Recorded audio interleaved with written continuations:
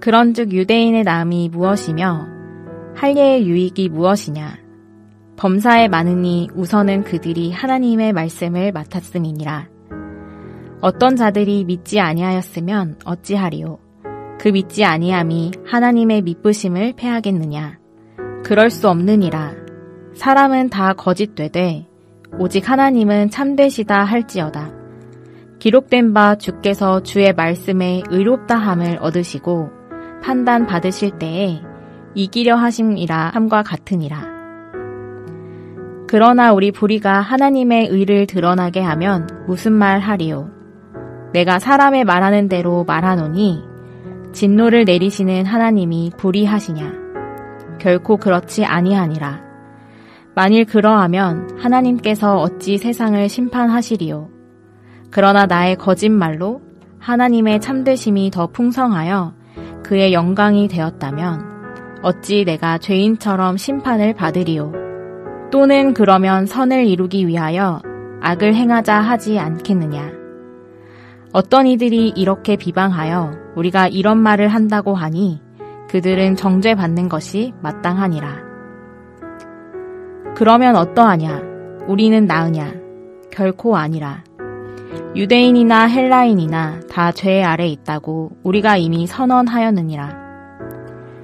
기록된 바 의인은 없나니 하나도 없으며 깨닫는 자도 없고 하나님을 찾는 자도 없고 다 치우쳐 함께 무익하게 되고 선을 행하는 자는 없나니 하나도 없도다. 그들의 목구멍은 열린 무덤이요 그 혀로는 속임을 일삼으며 그 입술에는 독사의 독이 있고 그 입에는 저주와 악독이 가득하고 그 발은 피 흘리는 데 빠른지라. 파멸과 고생이 그 길에 있어 평강의 길을 알지 못하였고 그들의 눈앞에 하나님을 두려워함이 없느니라 함과 같으니라. 우리가 알거니와 무릇 율법이 말하는 바는 율법 아래에 있는 자들에게 말하는 것이니 이는 모든 입을 막고 온 세상으로 하나님의 심판 아래 있게 하려 함이라. 그러므로 율법의 행위로 그의 앞에 의롭다 하심을 얻을 육체가 없나니 율법으로는 죄를 깨달음이니라.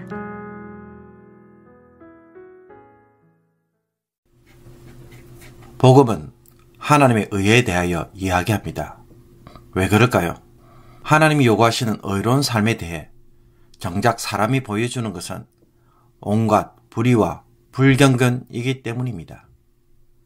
여기에 대한 하나님의 반응은 진노와 심판입니다.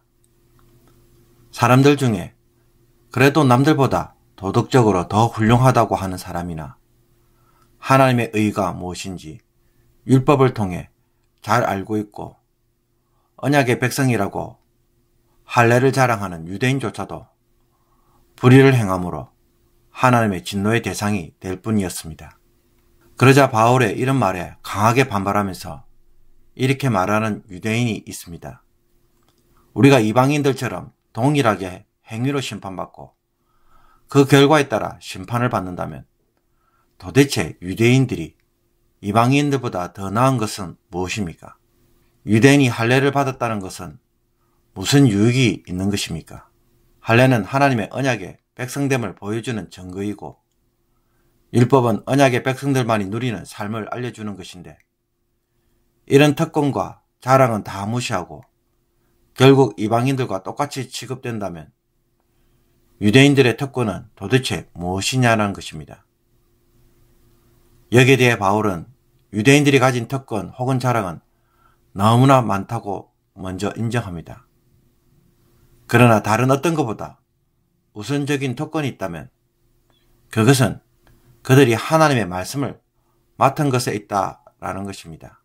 어머니가 장남에게 사과 5개를 주면서 너는 장남이니까 2개를 너가 먼저 먹고 나머지 하나씩 동생들에게 나눠주라고 합니다.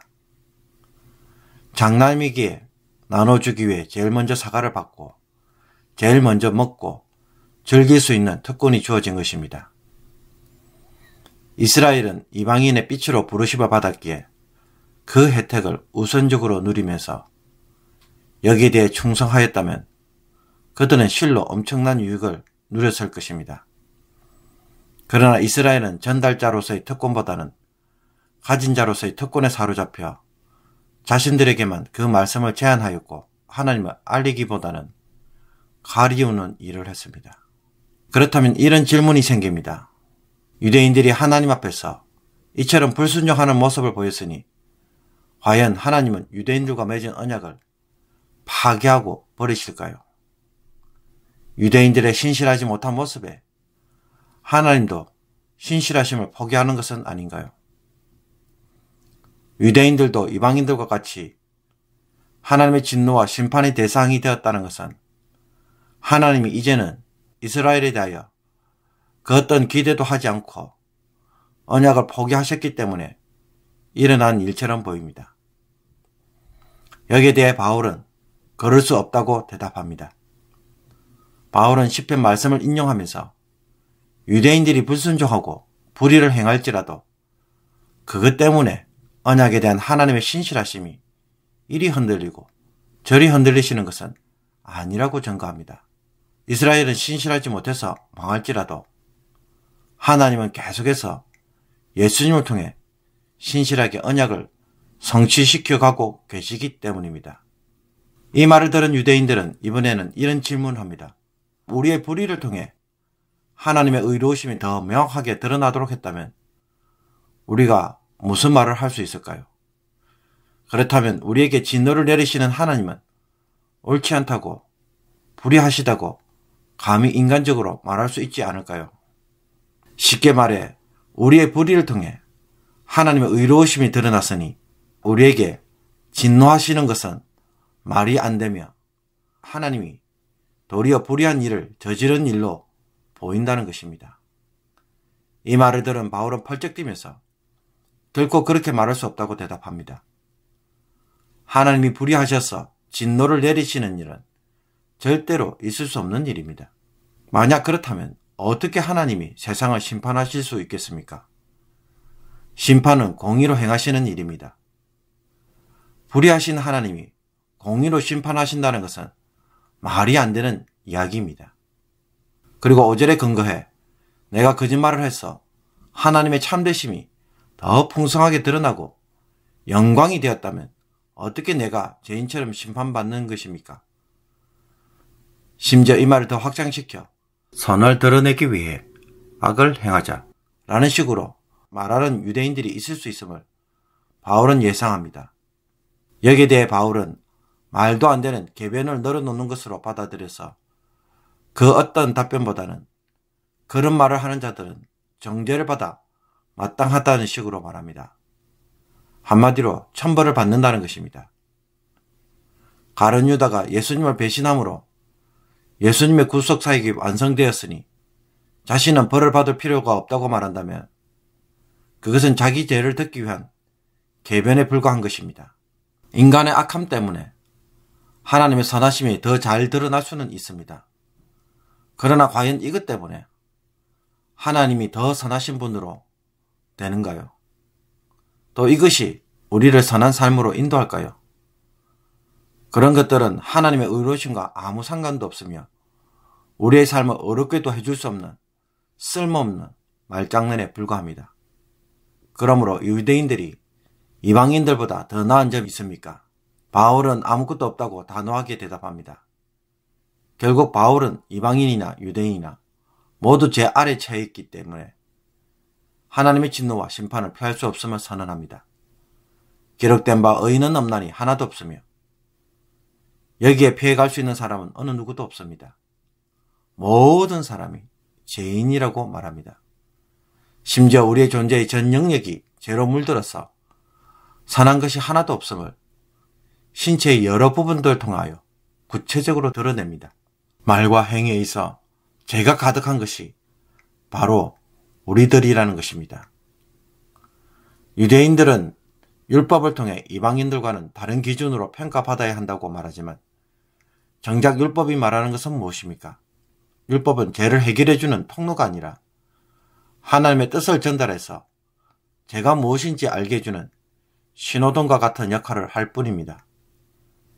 유대인들의 기대와 달리 자신들을 의롭게 해주고 구원을 주는 것이 아니라 율법을 제대로 지키지 못하는 유대인들의 모습을 적나라하게 드러내어서 도리어 정죄할 뿐입니다.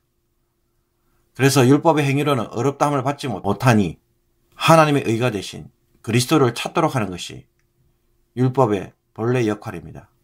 사랑하는 성도 여러분, 오늘 본문을 통해 하나님 우리에게 주시는 교훈은 무엇일까요? 첫째, 바울은 유대인들의 불순종과 불의에도 불구하고 그것과 상관없이 하나님의 언약은 취소되지 않으며 성취하시기 위해 끝까지 언약에 신실하시다는 사실을 강조합니다. 그리고 유대인들과 맺은 언약 때문에 하나님이 유대인들을 심판도 하지 않으시고 어쩔 수 없이 끌려가시는 분도 아니심을 보여줍니다. 인간의 응답과 상관없이 하나님의 신실하심으로 인해 언약이 성취된다는 것은 항상 우리에게 소망과 확실한 약속을 보여줍니다. 여호와의 열심히 자기 백성을 반드시 구원하시고 이끄시기에 우리가 스스로 포기하지 않는 한 언약은 반드시 성취되며 영광스러운 구원의 자리에 우리가 서게 될 것입니다. 너무 빈번하게 넘어지고 죄를 짓는 나의 연약함에 대해 낙심할 것이 아니라 하나님의 언약적 신실하심으로 인해 항상 소망 가운데 일어서는 저와 여러분이 되기를 원합니다. 예수님이 구원자로 오셨다는 사실 자체가 확실한 구원의 자리에 서도록 도우시는 은혜 그 자체임을 깨닫고 신실하신 하나님 때문에 감사 찬송으로 살아가는 날이 되기를 원합니다. 둘째로, 인간의 행위가 하나님의 영광을 드러내는 일이 되었다는 것은 사람이 그렇게 했기 때문에 일어난 일이 아니라는 것을 확실히 알아야 합니다. 인간의 불순종은 불순종이고 죄는 죄입니다. 죄를 지었기에 그 결과는 심판이고 또한 사망입니다. 그런데 하나님은 그것을 역으로 바꾸셔서 영광이 되는 일로 삼았기 때문에 그렇게 된 것입니다. 가룟 유다의 배신은 배신일 뿐입니다. 하나님은 그 배신을 가지고 십자가의 영광으로 사용하셨기 때문에 결과적으로 영광이 된 것입니다. 전적인 하나님의 수고와 역사로 된 일입니다. 만약에 가룟 유다의 배신처럼 그 배신이 그냥 배신으로만 남게 되었다면 어떻게 될까요?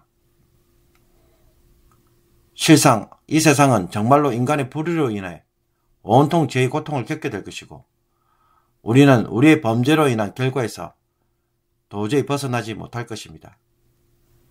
그러므로 모든 것을 합력하여 선을 이루시는 은혜가 있었기에 나의 실패마저도 구원의 도구가 되고 우리는 그 은혜로 오늘도 살아가고 있는 것입니다.